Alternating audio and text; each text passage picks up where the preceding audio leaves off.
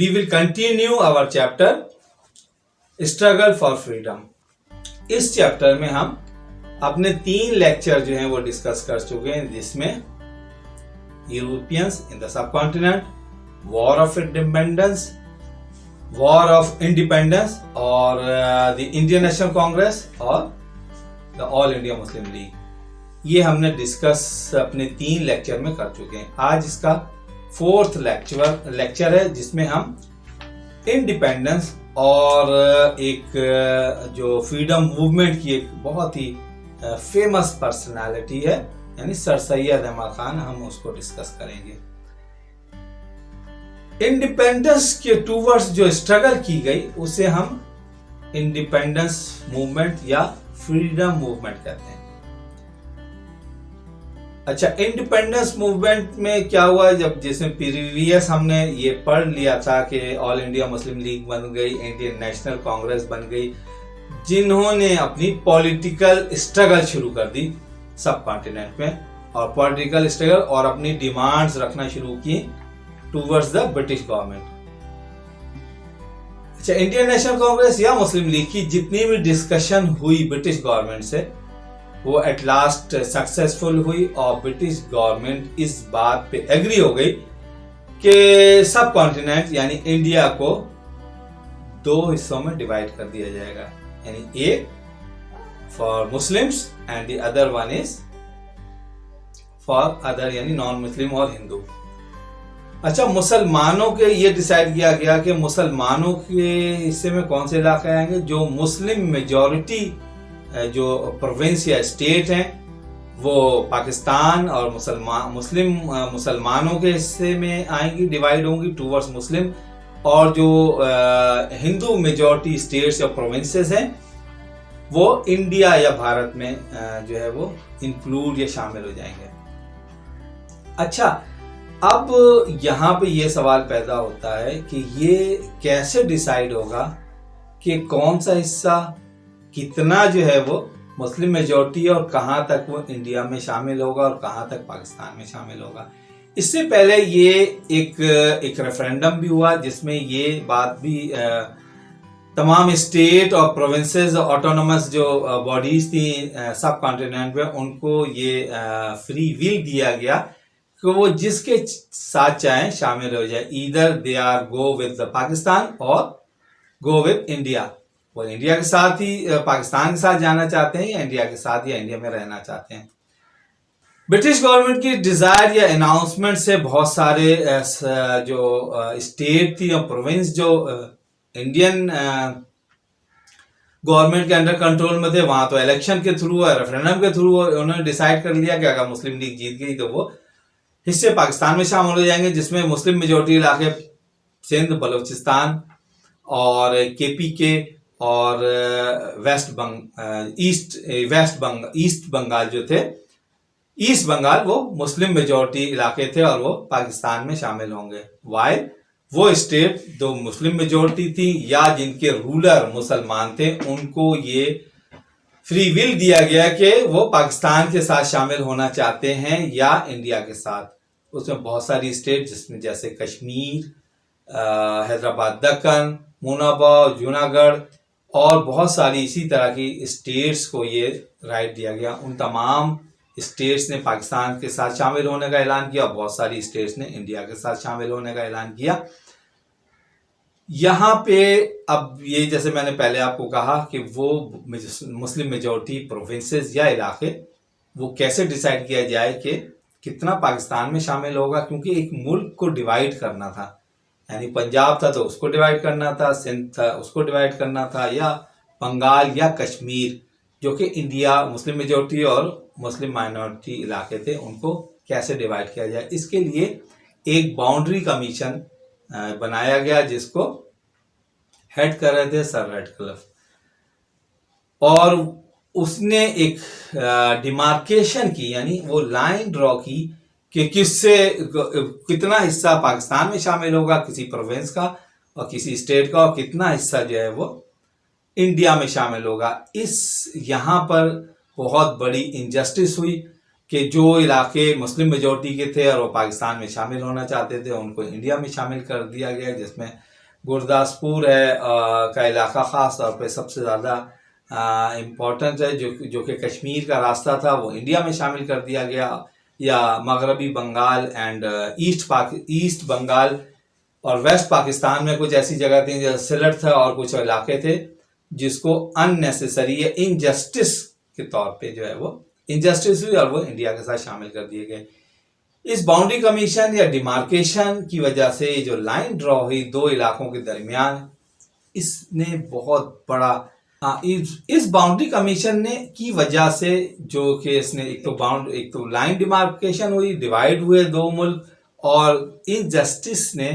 लोगों के दरमियान एक हेटनेस क्रिएट की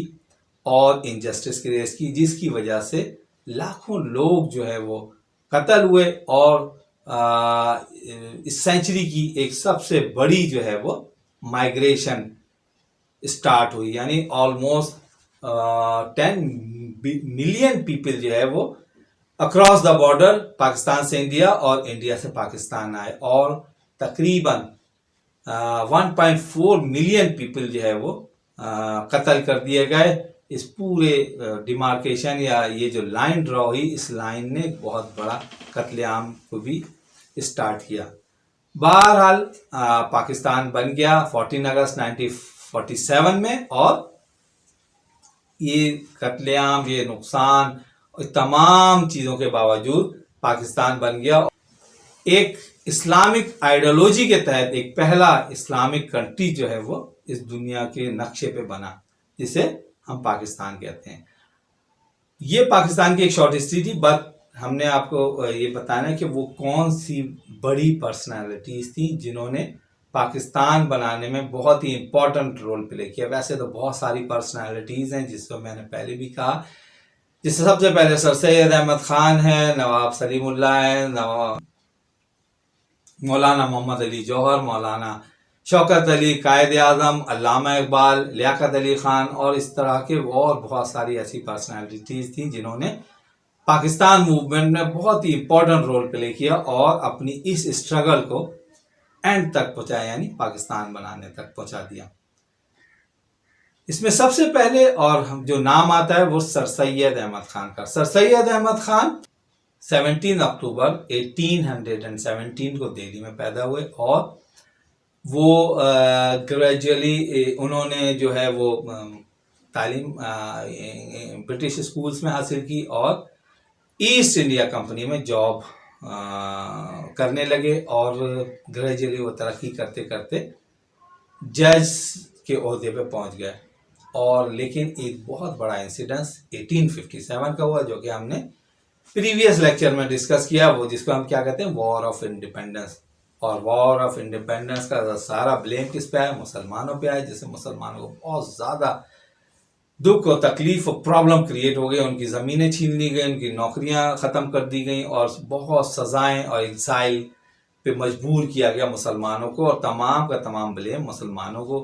पे डाला गया, जबकि हिंदुओं ने ब्रिटिश गवर्नमेंट के साथ जो है वो मिल गए और उनके साथ बहुत ज़्यादा बेनिफिट हासिल किया। इस तमाम सिनेरियो से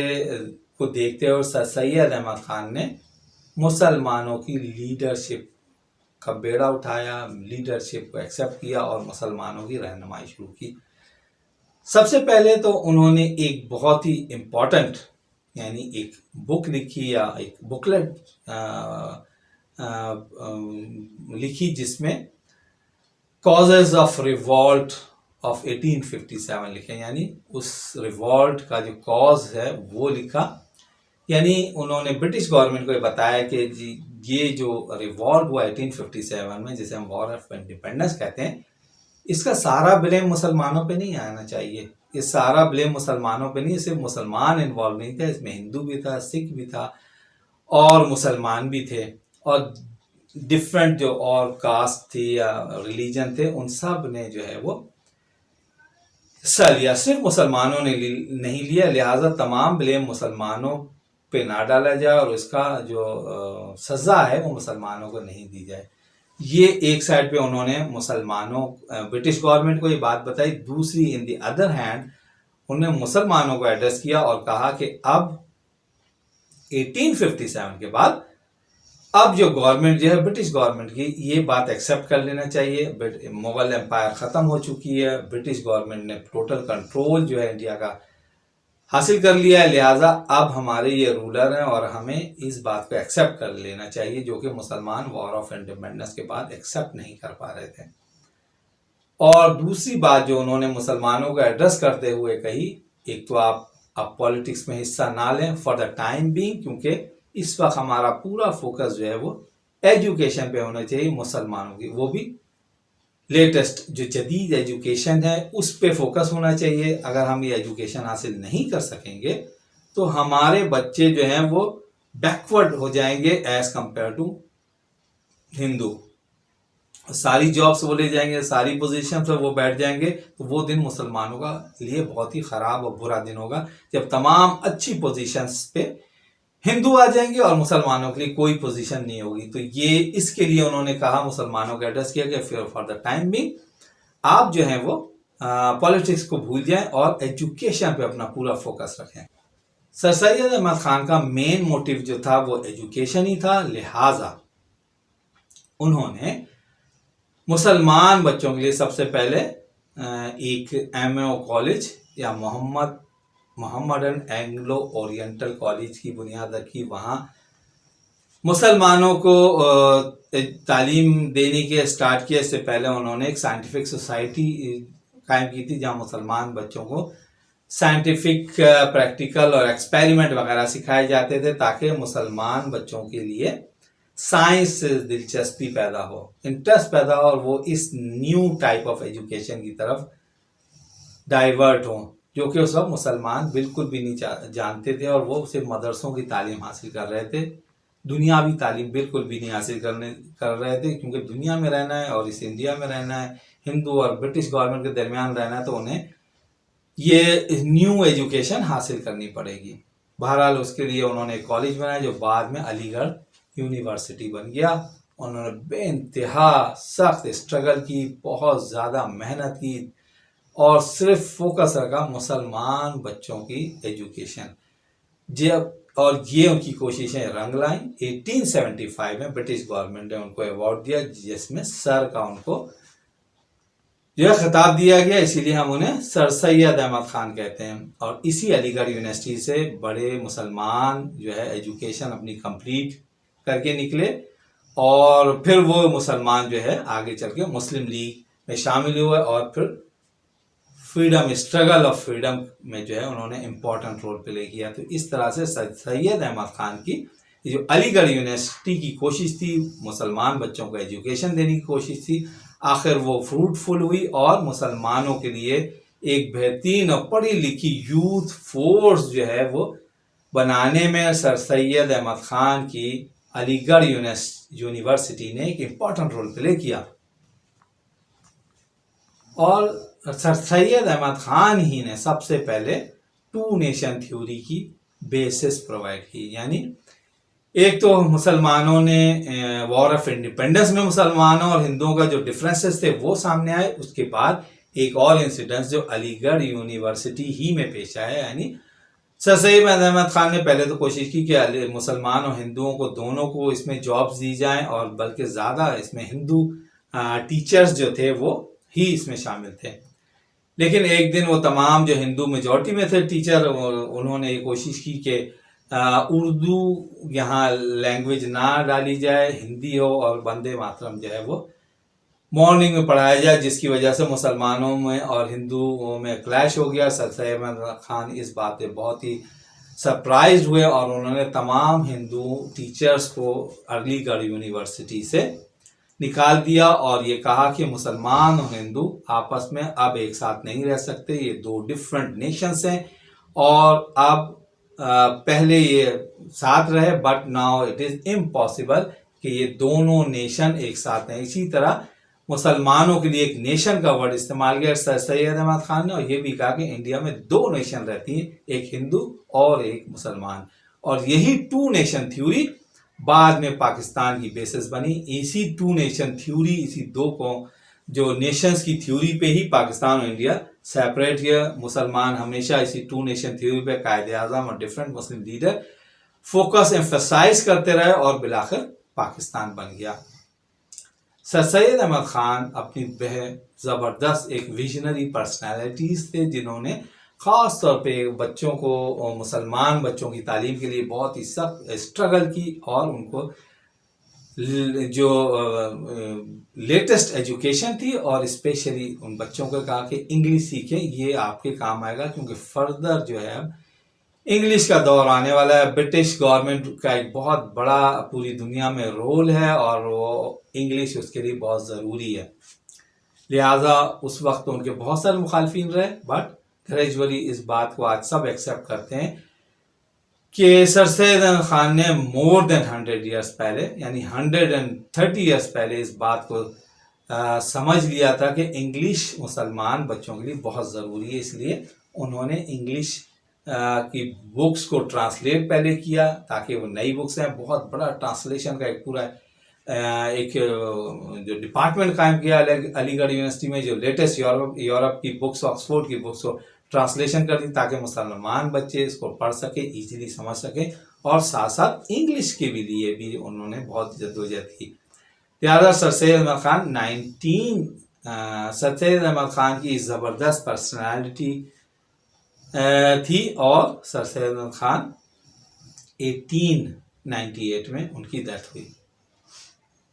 अब हम इसके आगे जो डिफरेंट दो पर्सनालिटीज़ अल्लामा इकबाल और कायद-ए-आज़म को डिस्कस करेंगे। Thank you.